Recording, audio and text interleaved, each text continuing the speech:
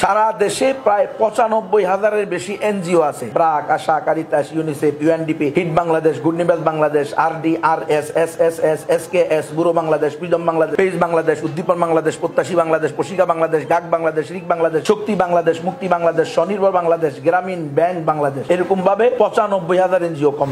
এই এনজিও গুলোর অনেকগুলো আছে যারা সরাসরি হিন্দুদেরকে খ্রিস্টান বানায়, যারা সরাসরি, কেউ আছে সরাসরি উপজাতিদেরকে খ্রিস্টান বানায়, কেউ আছে সরাসরি মুসলমানদেরকে খ্রিস্টান বানায়, কোন কোন এনজিও আছে কাউকে খ্রিস্টান বানায় না। আমরা অনেক ইউনিভার্সিটির মহিলা শিক্ষিকাদের ব্যাপারে শুনেছি, সে সুন্দরী রূপসী শাড়ি পরে এসে বুক খুলে দিয়ে ছাত্রকে বলতেছে, এই তুমি আমার দিকে তাকাচ্ছ না কেন, তুমি নিচের দিকে তাকিয়ে কথা বলছো। শাইতানির রাজিম, বিসমিল্লাহির রহমানির রহিম। লাকাদ কানা লাকুম ফি রাসূলিল্লাহি উসওয়াতুন হাসানাহ। সাদাকাল্লাহুল আযীম। অধ্যকার এই সংবাদ সম্মেলনের বিজ্ঞ উলামায়ে কেরাম এবং আমার প্রিয় সাংবাদিক ভাইয়েরা, আল্লাহ পাকের দরবারে লাখো কোটি শুকরিয়া যে আমরা একটা বিষয়কে সামনে নিয়ে আজকের এই সংবাদ সম্মেলন করার সুযোগ পেয়েছি। তো আসলে আমরা মুসলিম হিসাবে আমাদের একটা দায়িত্ব আছে, আবার মুসলিমদের মধ্যে ওলামায়ে কেরাম যাদেরকে নবীর ওয়ারিস বলা হয়, ওয়ারিসিনে আম্বিয়া, সেই হিসাবে আমাদের আর একটা দায়িত্ব আছে। আপনারা যারা, আবার আমরা সাধারণ মুসলমান, আমাদের একটা দায়িত্ব, সকলের একসাথে যেটা দায়িত্ব হলো আমাদেরকে সফলতা, প্রত্যেকে যার যার অবস্থান থেকে যদি আমরা সফলতা চাই, ব্যক্তিগত জীবনে, পারিবারিক জীবনে, সামাজিক জীবনে, রাষ্ট্রীয় জীবনে, এমনকি আন্তর্জাতিক জীবনেও আমরা যদি নিজেদেরকে উন্নতির একেবারে শিখর এই ইয়াতে নিয়ে যেতে চাই, চূড়ান্ত অবস্থায় নিয়ে যেতে চাই, তাহলে আমাদেরকে সকলকেই রাসূলুল্লাহ সাল্লাল্লাহু আলাইহি ওয়াসাল্লামকেই সর্বক্ষেত্রে আদর্শ হিসেবে গ্রহণ করতে হবে, এর কোনো বিকল্প নেই। এজন্যই আল্লাহ তাআলা স্পষ্ট করে বলে দিয়েছেন, লাকাদ কানা লাকুম ফি রাসূলিল্লাহি উসওয়াতুন হাসানাহ। তুমি কোন সেক্টরে, ব্যক্তিকেন্দ্রিক, সমাজকেন্দ্রিক, আন্তর্জাতিক কেন্দ্রিক, কোন সেক্টরে তুমি কাজ করবা, তুমি যেই সেক্টরেই সফল দেখতে চাও, প্রত্যেক সেক্টরেই তোমাকে আদর্শ হিসেবে নিতে হবে রাসূলুল্লাহ সাল্লাল্লাহু আলাইহি ওয়াসাল্লামকে। তিনি যেইভাবে তার ১৬ লক্ষ সাহাবায়ে কেরামকে সফলতার চূড়ান্তে নিয়ে পৌঁছিয়েছেন, আজকে যদি আমরা এবং আপনারাও সেই সফলতা চাই, তাহলে রাসূল সাল্লাল্লাহু আলাইহি ওয়াসাল্লামের অনুকরণে, সাহাবায়ে কেরামের অনুসরণে রাস্তা আমাদের এটাই। তো সেই ভিত্তিতেই আমরা নবী, আবার এর মধ্যে যদি আমরা নবীর ওয়ারিস হই, ওলামায়ে কেরাম, তাহলে তাদের দায়িত্ব আর একটু বেশি হয়। ওলামায়ে কেরাম সর্বক্ষেত্রেই নিজের জান, মাল, স্ত্রী, সন্তান, ব্যবসা বাণিজ্য, চাকুরি, ব্যবসা, এগুলোর দিকে লক্ষ্য করবে না।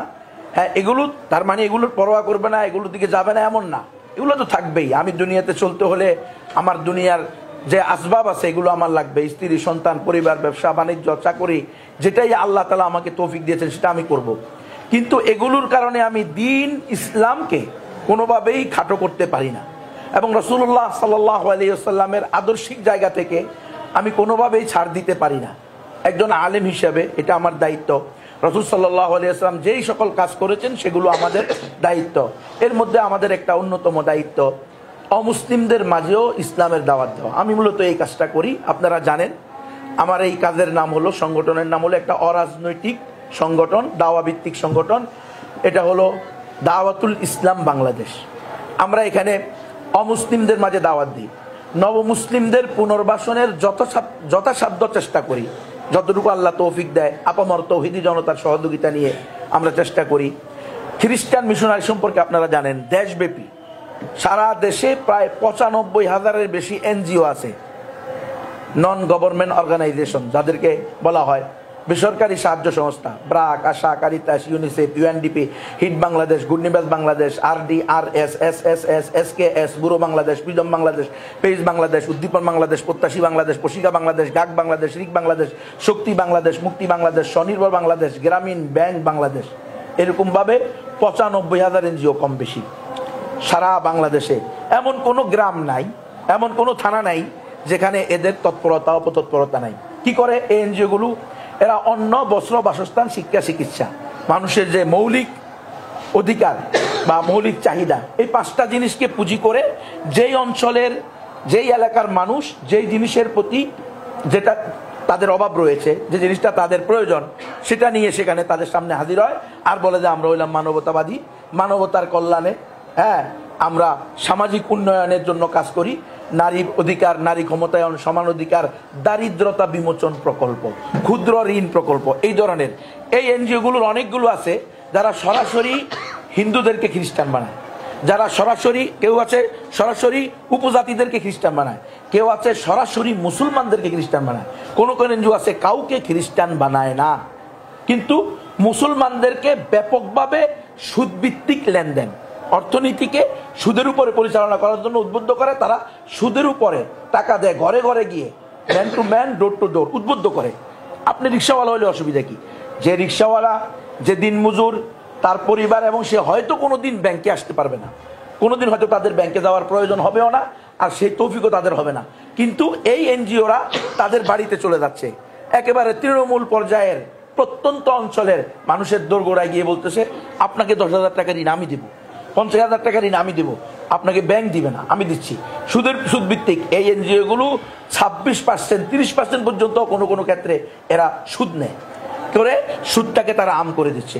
কোনো কোনো এনজিও আছে তারা শুধু মুসলিম নারীদেরকে দৈয়ুস বানানো, ঘর থেকে বের করা, এটা তাদের একটা সুদূর প্রসারী প্রকল্প, যে এই মুসলিম নারীরা যদি দিনদার থাকে, আল্লাহওয়ালি থাকে, তো এদের গর্ব পবিত্র হবে, আর মুসলিম নারীদের গর্ব পবিত্র হলে তাদের সন্তান আল্লাহওয়ালা হবে, তাদেরকে নাস্তিক বানানো যাবে না। স্কুল, কলেজ, ভার্সিটি, ইউনিভার্সিটির মধ্যে, প্রাইভেট ইউনিভার্সিটির নামে সেখানে মদের বার করে দেওয়া হবে।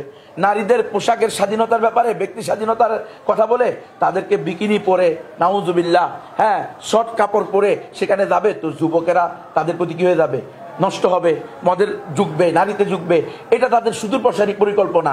এখন এটা যদি একজন মা আল্লাহওয়ালি হয়, দিনদার হয়, নামাজি হয়, এই মা যদি পর্দাওয়ালি হয়, তাহলে তো এই মায়ের গর্ভে যে সন্তান আসবে সে ওই সিস্টেম নিয়ে আসবে, মাতাকে ওই শিক্ষা দিয়ে উঠাবে, সে তার জান বের হয়ে যাবে, তবুও সে কোনো পর নারীর দিকে তাকাবে না। আমরা অনেক ইউনিভার্সিটির মহিলা শিক্ষিকাদের ব্যাপারে শুনেছি, সে সুন্দরী রূপসী শাড়ি পরে এসে বুক খুলে দিয়ে ছাত্রকে বলতেছে, এই তুমি আমার দিকে তাকাচ্ছ না কেন, তুমি নিচের দিকে তাকিয়ে কথা বলছো কেন? এই ধরনের কাজগুলো, তার কারণ কি? ওই ছেলেটা যে তাকাচ্ছে না, একটা তো হলো তার ভিতরে আলহামদুলিল্লাহ ইমানি নূর ঢুকানো হয়েছে, সে মুক্তবে পড়েছে, ওলামায়ে কেরামের সোহবতে থেকেছে, তার চেয়েও বড় অবদান হলো তার মায়ের। বাবারা অনেক সময় আমরা বাড়িতে থাকতে পারি না, সময় বেশি দিতে পারি না, এটাই স্বাভাবিক বাস্তবতা, কিন্তু মায়েরা সন্তানদেরকে লালন পালন করে। প্রাথমিক জীবন সন্তানকে মায়াই তাদেরকে গড়ে তোলে। একজন সন্তান কেমন হবে আপনারা দেখবেন, অনেক বড় বড় পদে আছে এমন ব্যক্তিরাও অনেক সময় বলে, আমি কোনোদিন মিথ্যা কথা বলি না, কারণ এর পিছনে বড় অবদান হলো আমার মায়ের, তিনি আমাকে বলছেন কোনোভাবেই মিথ্যা কথা বলা যাবে না। এই যে বাপ মায়ের 2-4টা নসিহতকে সন্তান সারা জীবনের জন্য এটাকে আঁকড়িয়ে ধরার চেষ্টা করে। তো এই এনজিওগুলো এইভাবে বিভিন্ন প্রকল্প নিয়ে কাজ করতেছে। আমরা এটার মোকাবেলায় আমার এই দাওয়াতুল ইসলাম বাংলাদেশ সংগঠন জাস্ট মানুষকে কাছে গিয়ে বলি যে এরাই তো সেই ইস্ট ইন্ডিয়া কোম্পানি যারা ইতিপূর্বে ব্যবসার নামে আসছে, এখন সেবার নামে আসছে, শাড়ি পাল্টিয়ে আসছে, বউ একটাই রয়েছে। এটা আমারই কথা না, শুধু আপনারা অবশ্যই জেনে থাকবেন, এই কক্সবাজার জেলার চকরিয়া থানার ডুলাদারা ইউনিয়নে মালুমঘাট একটা এলাকা আছে, সেখানে মেমোরিয়াল খ্রিস্টান হসপিটাল, ওই মেমোরিয়াল খ্রিস্টান হসপিটালের ডাক্তার ওলসন, সে যখন 1964 সালে হসপিটাল করে, মুসলমান পরিবারকে যখন খ্রিস্টান বানিয়ে ফেলে, তখন একটা হট্টগোল হয়েছিল সেখানে। মুসলমানরা সেখানে তৎক্ষণাৎ জজবায় এসে কিছু মুসলমান তাদের ওই মিশনারি এনজিও সংস্থাকে পুড়িয়ে দিয়েছিল। তখন কিছুদিনের জন্য ডক্টর ওলসন আমেরিকা চলে যায়, সেখান থেকে আবার বিভিন্ন প্রোটোকল নিয়ে সে এসে পরবর্তীতে সেখানে একটা ভাষণ দেয়। সে ভাষণে সে বলছিল, হে বাংলাদেশের মুসলমানরা, আমরা ইতিপূর্বে আসছি ব্যবসার নামে, এখন আসছি সেবার নামে। ওই সমাবেশে উপস্থিত ছিল আমাদের ওই ডুলাদারা মার্কাজের একজন জিম্মাদার মাস্টার সাহেব, তিনি নিজে আমাকে বলছে, গুনবি ভাই, তখন আমি ক্লাস 6-এ পড়ি, আমি সেখানে উপস্থিত ছিলাম, সে কথা বলছে, আমাদের বিরোধিতা করে তোমরা কোনোভাবেই সফল হতে পারবে না, আমরা ইতিপূর্বে ব্যবসার নামে আসছি, এখন সেবার নামে আসছি।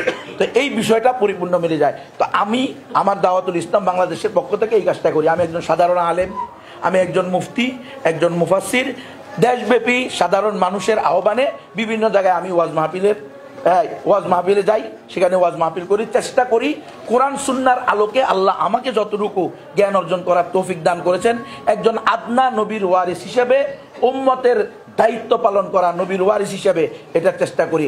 এই কাজের মধ্যে আমার সীমাবদ্ধতা। আলহামদুলিল্লাহ অনেক অমুসলিম মুসলমান হয়েছে, আপনারা অলরেডি জানেন। আমাদের নবমুসলিমদের 1000 পরিবারের বেশি লিস্ট ইসলামিক ফাউন্ডেশনে জমা দেওয়া আছে, এবং ইসলামিক ফাউন্ডেশন এই নবমুসলিমদেরকে এই গত সরকার থাকা অবস্থায়ও, ফ্যাসিস্ট সরকারের আমলেও ইসলামী ফাউন্ডেশনের পক্ষ থেকে নবমুসলিম পরিবারকে প্রত্যেক রমজানে এবং কোরবানে 2 ঈদে সহযোগিতা করা হতো 5,000 10,000 টাকা করে। বিশেষ করে পার্বত্য চট্টগ্রামে আমরা যাদেরকে দিয়েছি, AZM শামসুল আলম সাহেব, উনি আপনারা অনেকে উনাকে চিনেন, হ্যাঁ, ওনার মাধ্যমে আমরা দিয়েছি। যাই হোক, আমার মূলত কাজ ছিল এটাই। আমি এই কাজগুলোই করে, আমার একটা মাদ্রাসা আছে, মাদ্রাসাতু দাওয়াতুল ইসলাম বাংলাদেশ, চিটাগাং রোড, মৌচাক।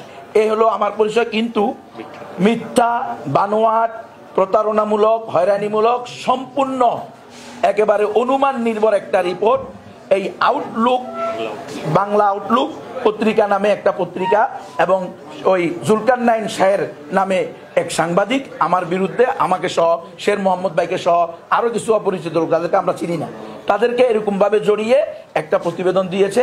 এই প্রতিবেদনটার ভিতরে বলা হয়েছে আমরা নাকি এই টিটিপি, পাকিস্তানের যে একটা ইয়ে আছে, হ্যাঁ, পাকিস্তানের তালেবান, এদের সাথে আমাদেরকে জড়াইছে। অথচ কোনোদিন আমি ব্যক্তিগতভাবে আমারটা আমি স্পষ্ট বলতেছি, আমি কোনোদিন পাকিস্তানে যাই নাই জীবনে। আর এই টিটিপি অথবা এই ধরনের কোনো সংগঠনের সাথে আমার কোনো যোগাযোগ নাই। এই পূর্ণ প্রতিবেদনটা সম্পূর্ণ বানোয়াট, উদ্দেশ্য প্রণোদিত।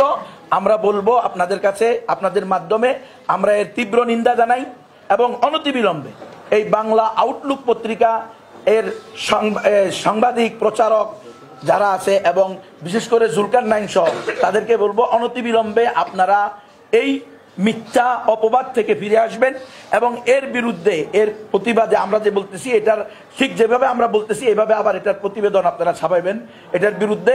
অন্যথায় আমরা ভবিষ্যতে বিজ্ঞ ওলামায়ে কেরামের এবং বিজ্ঞ যারা ব্যারিস্টার আছেন, এই আইনি প্রক্রিয়ায় আমরা ব্যবস্থা নিতে বাধ্য থাকিব।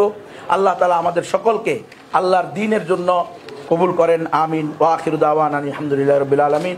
আসসালামু আলাইকুম ওয়া রাহমাতুল্লাহি ওয়া বারাকাতুহু।